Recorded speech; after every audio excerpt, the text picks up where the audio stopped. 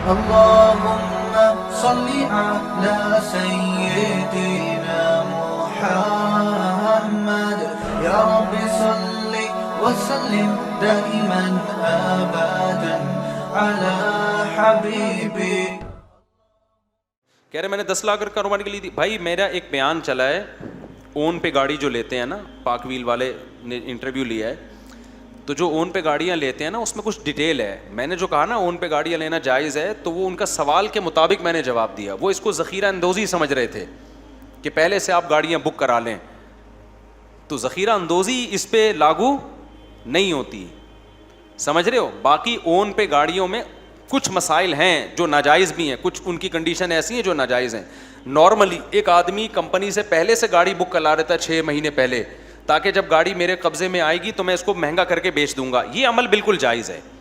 لیکن قبضے سے پہلے آگے پہلے سے گاڑی بیچ لینا یہ عمل جائز نہیں ہے, کیونکہ وہ پاک ویل والوں کا وہ کلپ بہت وائرل ہوا ہے, تو مجھے لگا اس سے کوئی غلط فہمی نہ پھیل جائے.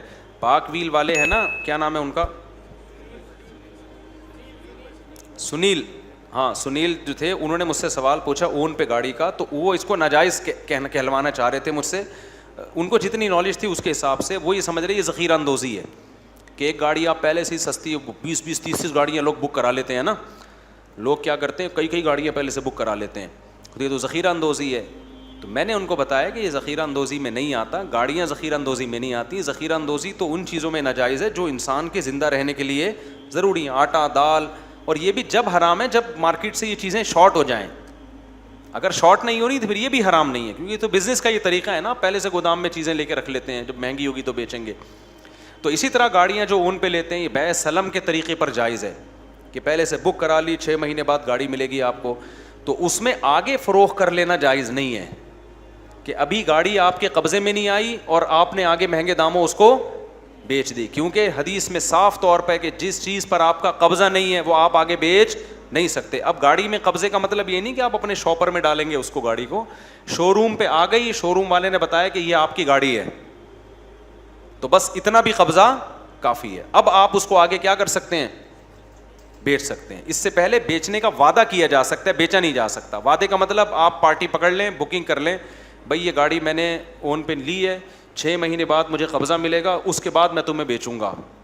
تو تم اپنا سودا پکا کرنے کے لیے ایڈوانس میں کچھ رقم دینا چاہتے ہو تو دے دو, لیکن 6 مہینے بعد کسٹمر کی نیت بدل گئی کہ میں نہیں خرید رہا, اس کو حق ہے, کیونکہ ابھی بیچنے کا وعدہ کیا ہے, بیچا نہیں ہے, تو آپ کو اس کا وہ ایڈوانس پیمنٹ واپس کرنی پڑے گی.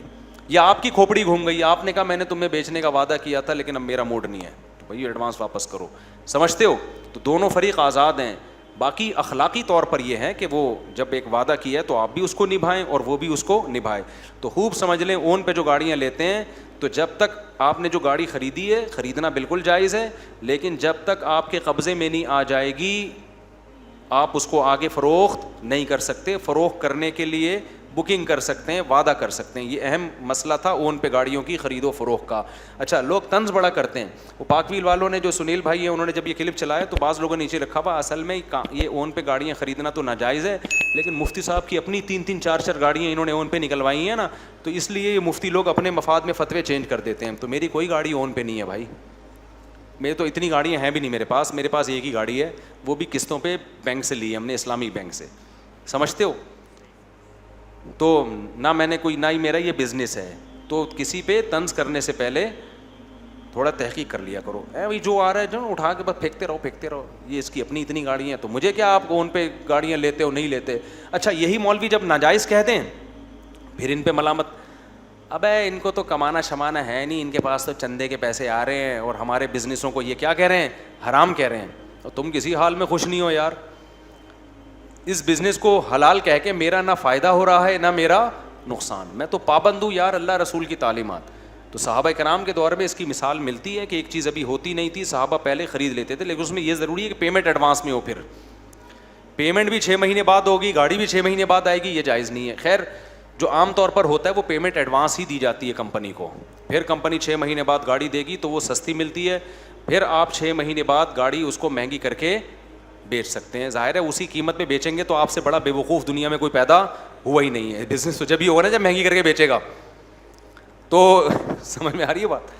پھر لوگ کہتے ہیں ایسے تو 20 گاڑیاں لوگ بک کرا لیتے ہیں. تو پیسہ جب اللہ نے دیا ہے تو 20 گاڑیاں ہی بک کرا کے پیسہ کمائے گا. پیسہ اللہ نے 20 گاڑیوں کا دیا اور گاڑی ایک بک کرا رہا ہے, تو اس سے بڑا بھی بیوقوف دنیا میں کوئی پیدا نہیں ہوا. اسلام پیسے سے پیسہ بنانے کی آپ کو اجازت دیتا ہے, لیکن جائز طریقے سے. جب زیادہ پیسہ ہے تو انویسٹمنٹ بھی کیا ہوگی, زیادہ ہوگی. کم پیسہ ہے تو انویسٹمنٹ بھی کم ہوگی. سود حرام ہے اور کاروبار کیا ہے, جائز ہے. اب یہ چیز سود اور اس سے کیسے بچے گی کہ آپ نے خریدی ہے, اب قبضے میں آئے بغیر آگے نہیں بیچ سکتے, پھر یہ بے فاسد ہو جائے گی, پھر ناجائز کی طرف جا رہے ہو. لوگ کیا کرتے ہیں کہ گاڑیاں 20 بک کرا لیں اور ابھی قبضے میں آئی نہیں ہے, فوراً پہنانا شروع بھی کر دی اور ان سے ایڈوانس میں پیسے بھی لے لیے اور گاڑی کے تم مالک ہو گئے. نہ ایڈوانس میں پیسے بھی لے سکتے ہیں, لیکن وہ پیسے بکنگ کے ہوں گے. ٹائم پہ اس کو بھی اختیار ہوگا کہ وہ بکنگ واپس لے, آپ کو بھی اختیار ہوگا. اصل سودا اس وقت ہوگا جب گاڑی آپ کے قبضے میں آئے گی. اچھا, اس میں ایک سوال کیا جاتا ہے, بھائی مفتی صاحب لوگ اون پہ گاڑی لیتے ہیں تو اپنے نام کراتے ہی نہیں ہیں, ڈائریکٹ کسٹمر کے نام کرا دیتے ہیں جس کو انہوں نے پہنانی ہے گاڑی. سمجھ رہے ہو؟ تو خود اپنی ملکیت میں تو آئی نہیں. اس میں بھی کوئی حرج نہیں ہے. کیوں؟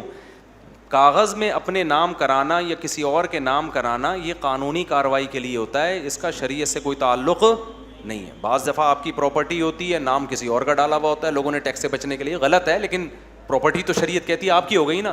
بیگم آپ کے نام ہے, رجسٹرڈ نہیں ہوئی آپ کے نام, تو کیا مطلب, بیگم ہی نہیں ہے. نادرا تو نہیں مانتا جب تک آپ کے پاس ڈاکومنٹ نہ ہو, لیکن اللہ کہے گا ہاں بھائی ایجاب و قبول ہوا ہے تو کس کی بیگم ہے.